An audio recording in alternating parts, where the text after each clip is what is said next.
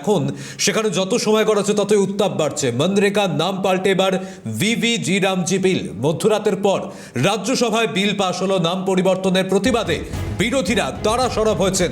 জোর করে বিল পাশ করানোর অভিযোগ। রাতভর সংসদ চত্বরে বিক্ষোভ দেখালেন তারা। নাম পরিবর্তনের প্রতিবাদে ধর্নায় বিরোধীরা, সেই ছবি দেখাচ্ছি আপনাদের। সাংসদরা তারা বিক্ষোভ প্রদর্শন করলেন।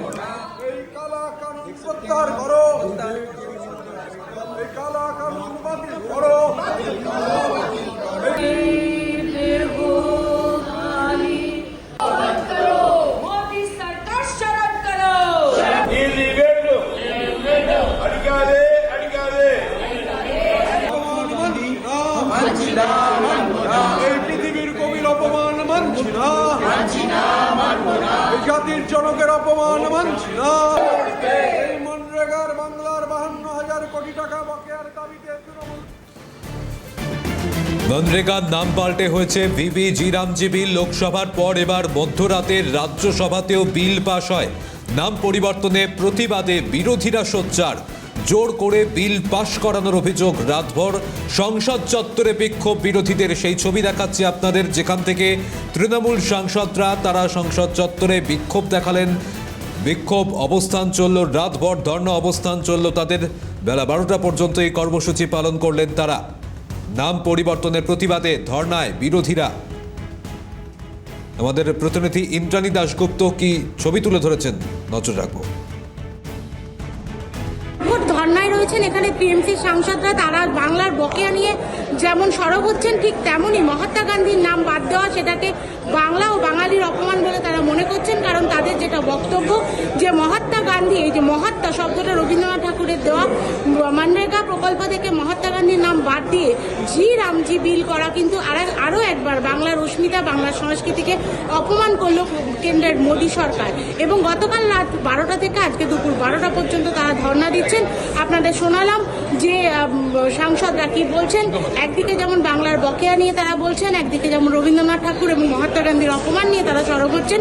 ঠিক তেমনই কিন্তু 2026-এর নির্বাচনে বাংলায় বিজেপি যে আরও একবার পর্যদস্ত হতে চলেছেন তার সাফ বার্তা দিচ্ছেন এই সারা রাত ধর্নায় বসে থাকা, প্রচণ্ড ঠান্ডা এবং প্রচণ্ড পলিউশনের মধ্যে কষ্ট করে ধর্নায় বসে থাকা টিএমসির সাংসদরা। নিউ দিল্লি থেকে ইন্দ্রাণী দাশগুপ্ত রিপোর্ট, ক্যালকাটা নিউজ।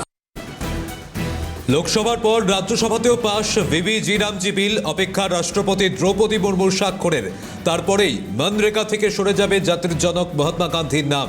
আর তারই প্রতিবাদে সংসদের দুই কক্ষেই বিল পাশের পর সংসদ ভবন চত্বরে রাতভর ধর্ণা ইন্ডিয়া জোটের সাংসদদের, যেখান থেকে আমরা দেখতে পেলাম তৃণমূল সাংসদরা তারা স্লোগান, বিক্ষোভ অবস্থান জারি রাখলেন।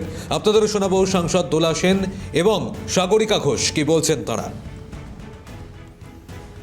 বিলও আমাদের 8 জনকে সদন থেকে সাসপেন্ড করে তারপর পুরো বিপক্ষকে বাদ দিয়ে ওরা পাস করে নিয়েছিল 2020-তে।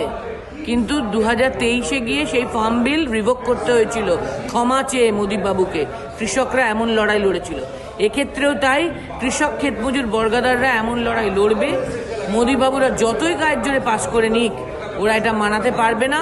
ফার্ম বিলের মতো, কৃষি বিলের মতো এটা ওদের রিভোক করতে হবে। এমজি এনআরজিকে বদলে ভিভজি রামজি বিল গায়ের জোরে এরা পাশ করছে এখনো ভেতরে।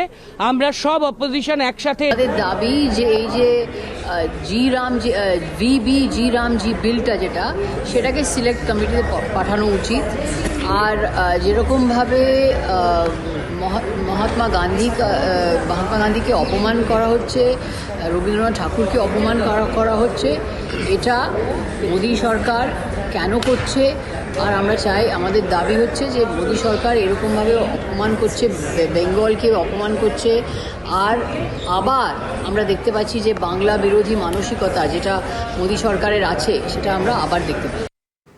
পাশাপাশি আপনাদের শোনাবো তৃণমূল সাংসদ শতাব্দী রায় এবং ঋতব্রত বন্দ্যোপাধ্যায় কি বলছেন তারা। জিজ্ঞাসা হচ্ছে বিলে কি আছে সেটা পরের, সবাই বলেছে বিলে কি আছে, বিলের জন্য কি অপোজ আছে করা হয়েছে। শুধু একটা প্রশ্নের উত্তর দিক মোদী সরকার, নাম বদলানো হলো কেন? লজিক বলুন। কারণ বলুন, জি রামজির কারণ কি? একটা তো কোনো কারণ হবে। একটা যদি নাম বদলানো হয় তাহলে তার পেছনে কত খরচা হয়? তার মানে তুমি সমস্তভাবে মানে এখন আমরা দেশবাসী অপেক্ষা করছে টাকার ছবি কবে বদলাবে, এটা ওরা করতে পারে। কিন্তু আমাকে বলো যে যদি তুমি কাউকে বদলাচ্ছ, যাকে বাপু বলা হয়, তার মানে বাবার স্থানে তাকে যদি বদলাও, তোমাকে বদলাতে সময় নেবে না। এই সরকার গণতন্ত্রের কোনো নিয়ম নীতি মানে না এবং আমাদের যুক্তরাষ্ট্রীয় কাঠামো বিরোধী। আমরা বিরোধীরা, আমাদের party all India Trinamool Congress, আমরা চেয়েছিলাম যে এই বিল সিলেক্ট কমিটিতে যাক স্ক্রুটিনির জন্য। সরকার কোনো কিছুতে কর্ণপাত করেনি, অত্যন্ত হুড়োহুড়িতে এটা পাশ করানো হয়েছে এবং সবথেকে বড় কথা, জাতির জনক মহাত্মা গান্ধীর নাম বাদ দিয়েছে। যদিও অবাক হওয়ার কিছু নেই, কেননা গডসের অনুগামীরা যে গান্ধীকে সহ্য করবে না, গান্ধী বনাম গডসের লড়াইয়ে তারা যে গডসের পক্ষেই থাকবে।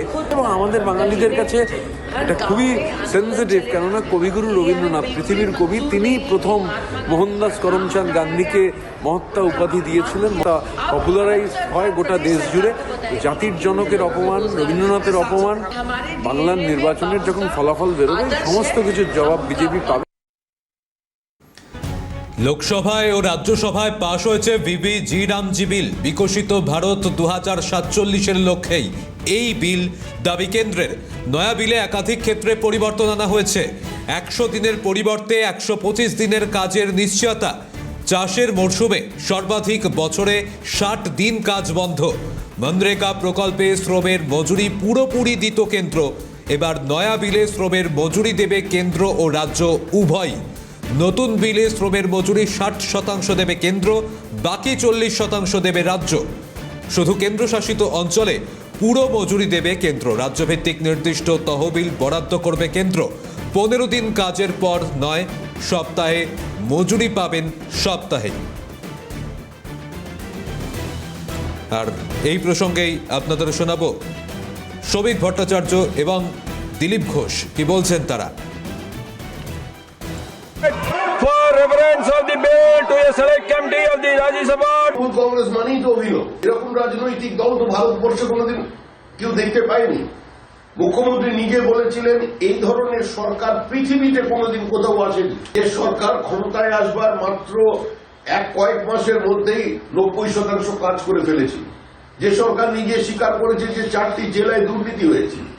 যে সরকার বলছে হ্যাঁ দুর্নীতি হয়েছে কিন্তু অপরাধীদের আমি শাস্তি দেব না, আমরা তাদের থেকে টাকা উদ্ধার করবো না, মানুষের দেওয়া করের টাকা দিয়ে সেই টাকা পূরণ করে দেব। যে সরকার বলছে যে আমরা টাকা নেব কিন্তু হিসাব দেব না, এই লুটকে প্রতিষ্ঠিত করবার জন্য, অর্থনৈতিক স্বেচ্ছাচারিতার স্বার্থে, সম্পূর্ণ অরাজক ব্যবস্থা তৈরি করবার স্বার্থে তারা ধর্ণা চলছে। তৃণমূল ধর্ণা দিচ্ছে তৃণমূলের জন্য। এই ধর্ণার সঙ্গে পশ্চিমবঙ্গের আমজনতার কোন সম্পর্ক নেই। এই ধর্ণা কোনো প্রান্তিক মানুষের উপকার করতে পারবে না। ওনারা এনডি জোটের লোকেরা অনেকদিন ইস্যু করছিলেন যে কী করা যায়, বিহারে হারার পরে বা তার আগে হরিয়ানা মহারাষ্ট্র হারার পরে মন খারাপ, এক জায়গায় বসে আর রাস্তায় হাঁটার একটা সুযোগ দরকার ছিল, এটা পেয়েছে। পার্লামেন্টে ডিসকাশন হয়ে গেছে, আলোচনা হয়ে গেছে, বিলও পাস হয়ে যাচ্ছে। কিন্তু কিছু একটা করতে হবে। শীত এসেছে, চাদর গায়ে দিয়ে আর গান্ধী মূর্তির সামনে বসা একটা অভ্যাস ছিল, তাই ধর্ণা প্রদর্শন কিছুদিন চলবে।